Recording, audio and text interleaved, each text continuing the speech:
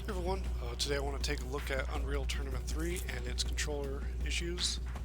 Jumping straight into the aiming, Unreal Tournament 3 uses about a 27% square dead zone, so you have to move the stick that far before you start seeing any movement occur. Being square, it restricts a lot of diagonal movement around the axes. As you can see, I can make large bobbing motions like this and move perfectly left, perfectly right. It's very obvious when looking straight up or down. You don't see diagonal movement occur until you break out of these axial dead zones. Unreal Tournament 3 uses some turn acceleration, so in this case when you move past 100%, the acceleration will ramp up dramatically. The diagonal threshold is a little weird, it kind of dips into the visual graph, and it's not symmetrical.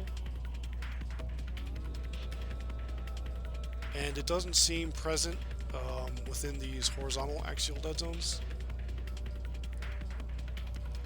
You might have noticed that the minimum horizontal turn rate is right here, but it's slower than the vertical.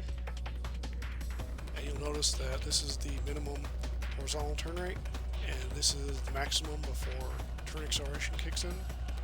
This is the minimum for the vertical, and this is the maximum vertical. And you'll notice that this maximum seems slower than this horizontal.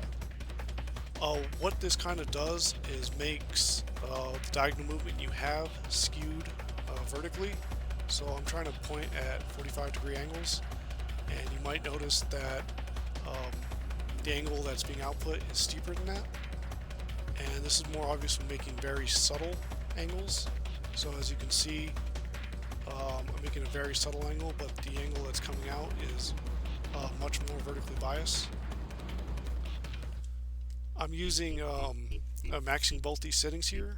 Controller sensitivity does what you'd expect. Lowering it lowers both the vertical and horizontal sensitivities. However, what's kind of interesting is turn acceleration doesn't just control the turn acceleration, it controls horizontal sensitivity as well. So as you can see, the turn acceleration is much lower, but the general horizontal sensitivity is lower as well, and the vertical sensitivity is the same as it was before. So in other games, when say the vertical sensitivity is higher, you could be able to lower it. So in this case, trying to lower the vertical sensitivity and keep the horizontal sensitivity a little higher, so to even them out and essentially try to make diagonal movement correct.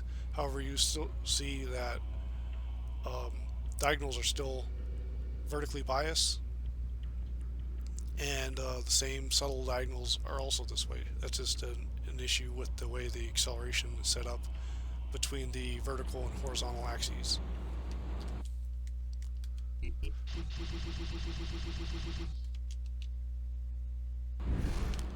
Now, another thing I want to talk about is jumping and dodging.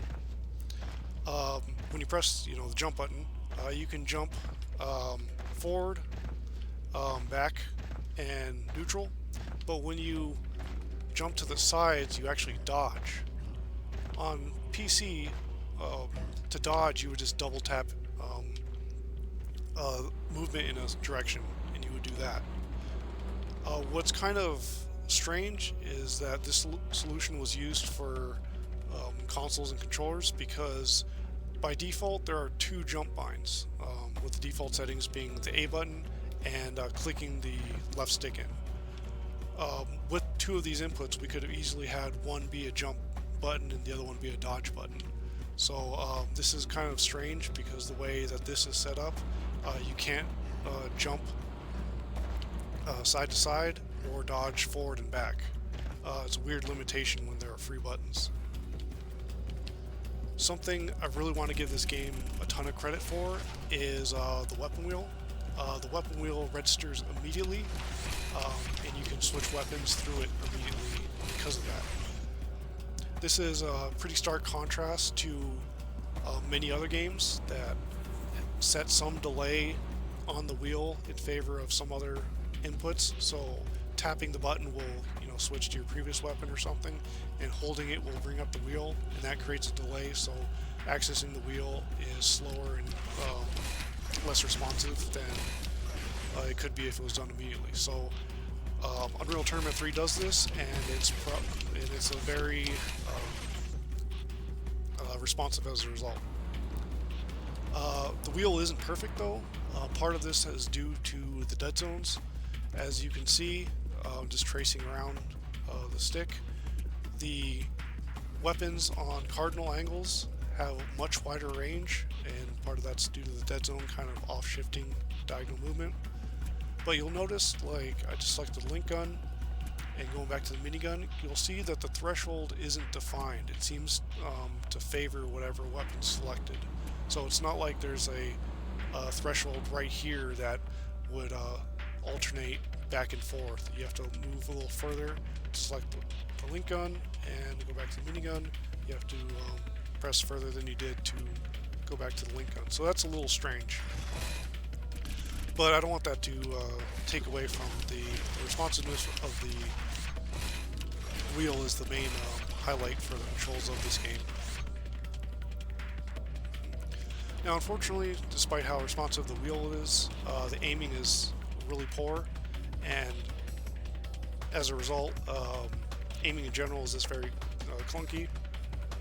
This game does use aim assist, which helps make it playable, but this game is just another example of fast-paced shooters getting poor controls, and as a result, just helping the stigma that these games don't work on console. So, but that's just about it.